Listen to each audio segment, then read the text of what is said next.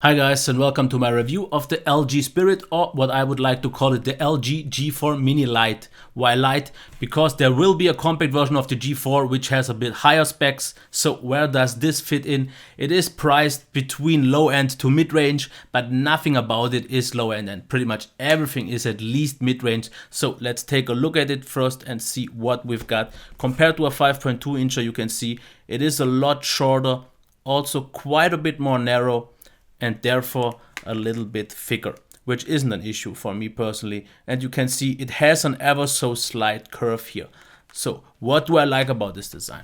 I like that it is super compact, fits very well in the hand. I can access pretty much everything very easily. So one-hand use is no problem here at all. Also, the design itself is very elegant, quite minimal, not going on a lot on the front. Also on the back we have the back buttons, the volume rocker and the power button.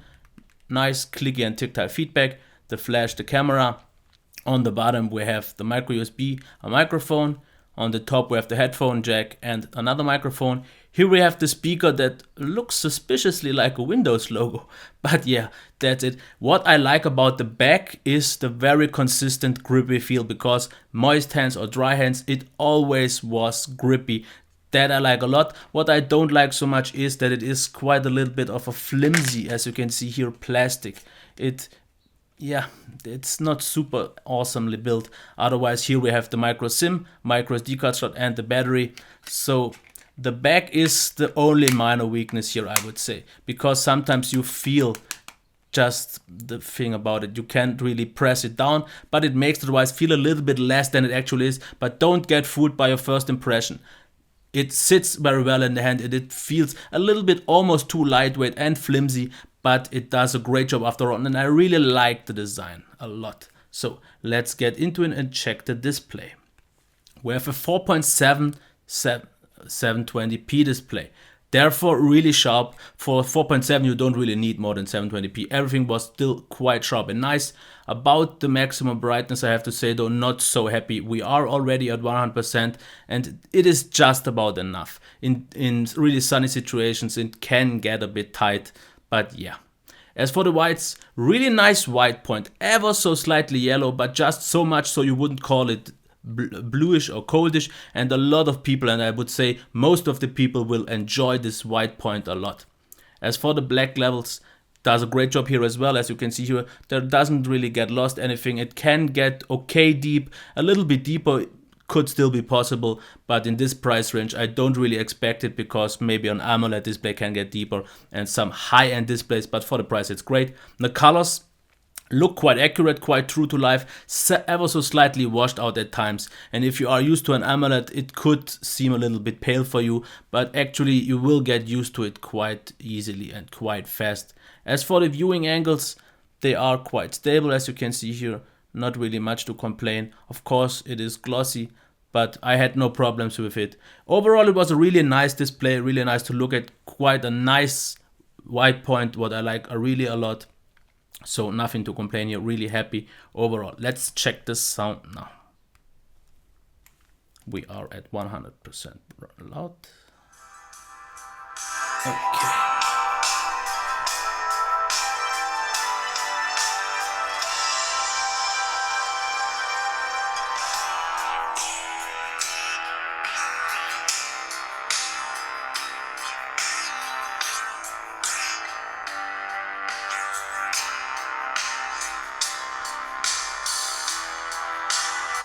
I hope it was noticeable. With normal use and even while blocking it and not pressing completely down, the sound quality didn't really diminish, and this is nice because of course we only have a backfiring speaker, which isn't the best position, but it doesn't sound quite off sounding like some other device, and it did a good job, because even though slightly blocked, the sound was still very nice. Maximum volume, very loud, quite a strong switch on here on this sound, on this speaker, and I was really pleasantly surprised. There was a hint of bass for a smartphone, way more than enough.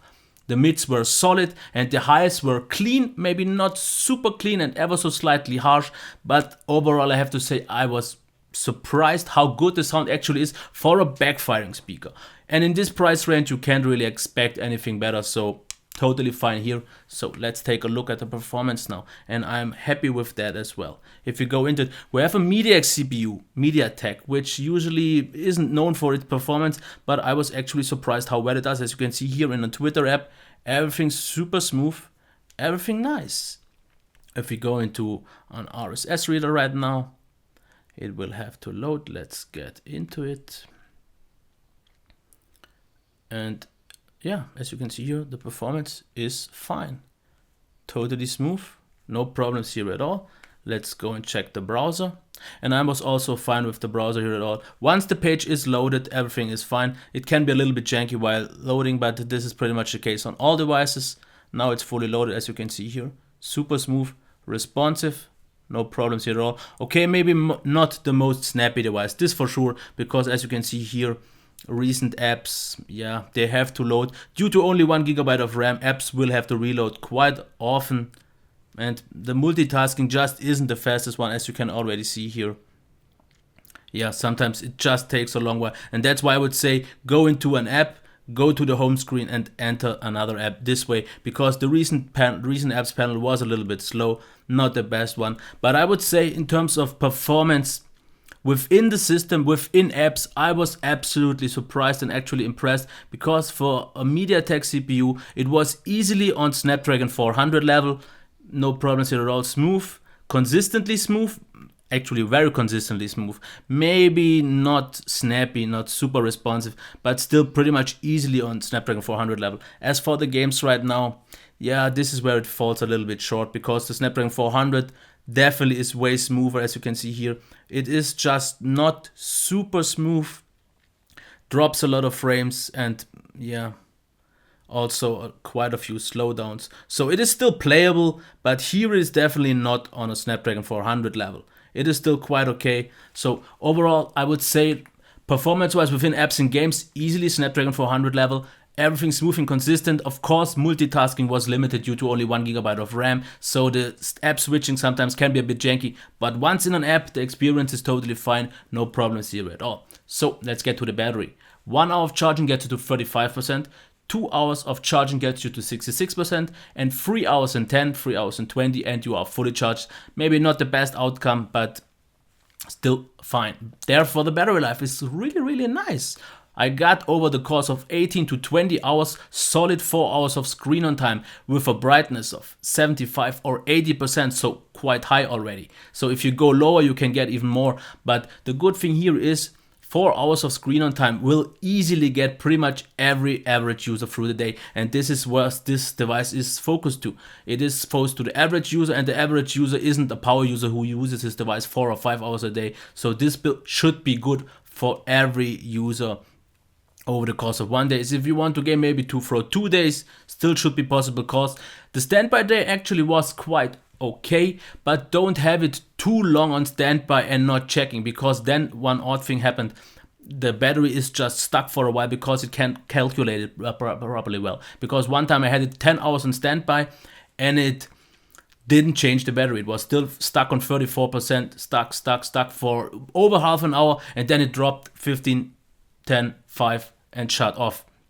But if you turn it off once and again every time, it will calculate it properly, and this won't happen. But battery life, standby, everything is solid, no complaints here at all. As for the software, this is one thing where I'm super happy, and I made a dedicated video just about the software. So if you want to know a little bit more in depth about this software, just check my video with. But what I wanted to show off a few things that I really like. You can, if you want to, disable pretty much everything in the quick settings, just so you have the quick settings tiles here. But if you want to, you can also add the volume and brightness slider, and it still doesn't take up too much, because on some devices we know from LG it took up just way too much and was cluttered. But here I'm totally fine with that. What else is possible? This is really nice. We have Android 5.0.1.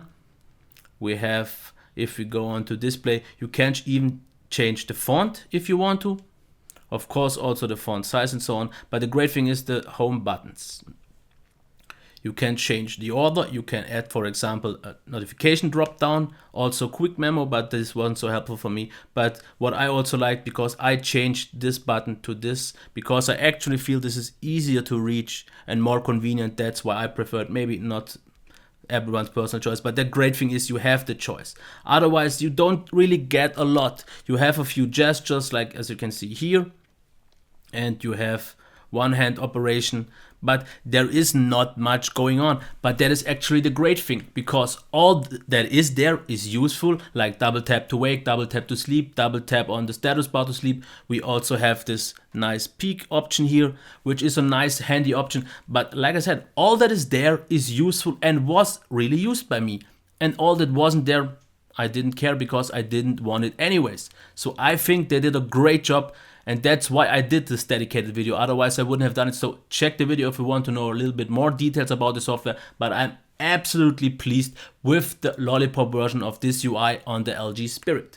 As for the camera is totally fine in this price range. For the amount of pixels you get, the pictures were quite sharp, got enough details, so don't expect too much. Of course, it is not super sharp, it is not super detailed, but in this price category, still maybe at least at above average. Color accuracy was quite nice. The white balance point was quite nice, because the colors that it did capture were quite true to life. Of course, the low light performance wasn't that great. It got a little bit blurry and so on, but that's to be expected. Video performance was solid enough, I would say. It was smooth, it did capture everything. Of course, it wasn't detailed and the depth of field wasn't really perfect, but quite okay. So you shouldn't really expect too much of this camera. It is maybe slightly less than the Moto G, but far better than the Moto E. So for the price, it does a totally fine job. And this brings me to the recap. Design and build quality, I absolutely love it. Just not so much the slightly flimsy feeling back, but the size is something I really learned to appreciate, because it's really nice to have a fully 100% one-hand use again. Also, it felt compact. Quite nice design, minimal, it looked quite nice. The back buttons were nice. Really great job here. Display, for this price, really great. The only display that is close or slightly better is the Moto G. Slightly better white point, slightly better colors, but for this price it does a totally fine job, and I never really had a problem with it. It is maybe not the brightest display, but I used it all the time at 75%, was good enough for me. Sharp, good details, quite nice white. So totally fine. Same as for the sound. Really loud, good tonal balance, no distortion at all, and that is great. So even though it's just backfiring, it did a more than just good job. Same as for the performance, actually way more than good enough. Within the apps, once loaded, very smooth, very consistent, no problems here at all, no slowdowns or so, no problems here at all. Multitasking, not so much. 1 GB of RAM just is the cap, the reason for that. And the gaming performance wasn't great, but since I don't game, I wouldn't have an issue with that. If you want to game, then check maybe the Snapdragon 400. Software, as I already said, I am super impressed by the software, because all that is there is useful, is handy, and is really an enhancement. And everything that isn't there, that isn't gaming anyways, isn't there. Absolutely great. Camera, solid in this price range. Don't expect any more, because I don't think anyone who wants to buy a mid-range phone like this with such a low budget price will expect a great camera experience. It will be comparable to the price, nothing more, nothing less. So would I recommend it? And here I will compare it with the Moto E and Moto G. Over the Moto E, I would take this any day of the time, because slightly bigger screen, better feel in hand, maybe not as substantial, but therefore just better, way better screen, way better camera, and pretty much on par performance. Compared to the Moto G though, it's your choice, because the screen with 4.7 is a little bit smaller. Maybe if you want at least 5, but if 4.7 to 5 inch is still your sweet spot, then I would prefer this. Why? Because for me, it personally just felt better in the hand. Yes, maybe not so substantial, but I like the backing material so much more. I like the double tap to wake, which I usually use more than buttons. Tap to sleep was also very nice. Performance was slightly more consistent once in the apps, which I like, so not as laggy.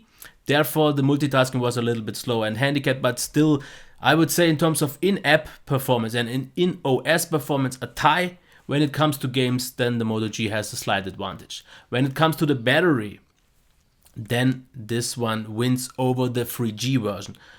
The LTE version is, I would say, pretty much on par. That's the higher capacity battery. But the 3G version has the slightly smaller battery, and here this one wins. So that's why I would prefer this one. It has a nice display, really solid battery life, good sound, great performance, great display, camera is okay. So yes, I would compare it with the Moto G, but prefer it actually. So that's it for the review of the LG Spirit. If you have anything else to say, leave it please in the comments, and please rate, comment and subscribe. Until next time, bye.